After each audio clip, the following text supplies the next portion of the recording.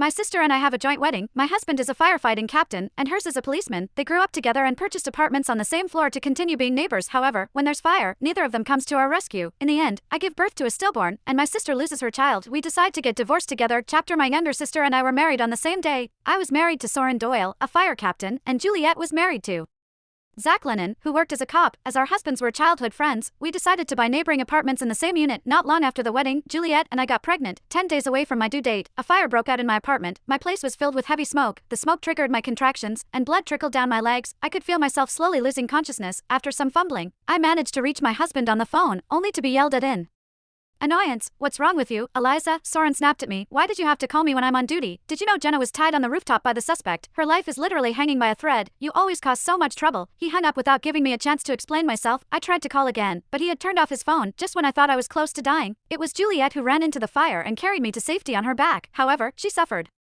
symptoms of miscarriage after rescuing me. The security guard told me that they suspected the fire was an act of arson, as the wires in the electrical room were deliberately cut into half. After the harrowing incident, Juliet hurriedly called up her husband. Just like me, she was being scolded by Zach. "What's wrong with you and your sister? Can you stop disturbing me at work when we're working hard on arresting Jenna's abductor? Soren and I must have been fools to have married you and Eliza." With that, Zach hung up on her and my baby didn't make it. I gave birth to a stillborn on my way to the hospital. Tragically, Juliet suffered a miscarriage as well. We hugged each other, wailing and weeping, as we came to the decision to divorce our husbands. My body was weak and in pain. I trembled, my forehead dripped with sweat, and I was breathing heavily, from even the simple act of dialing a number from my phone. "What is it this time?" Soren finally picked up after my 5th time calling him.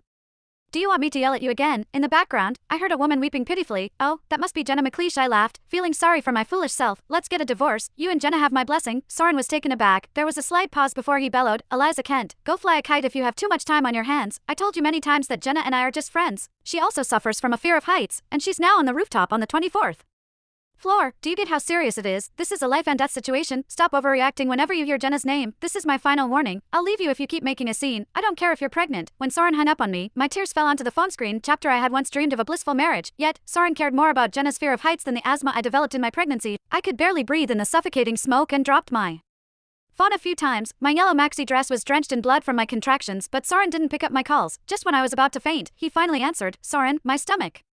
It hurts. Save me." My voice was frail and punctured with short gasps, but all I could hear from the other end was Jenna's tearful cries. "Soren, it's too dangerous up here. I'm begging you, don't save me." My heart sank when I heard Jenna's voice, as the flames licked the apartment.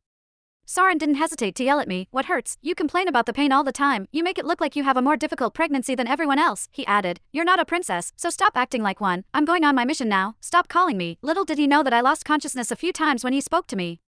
Voice hoarse.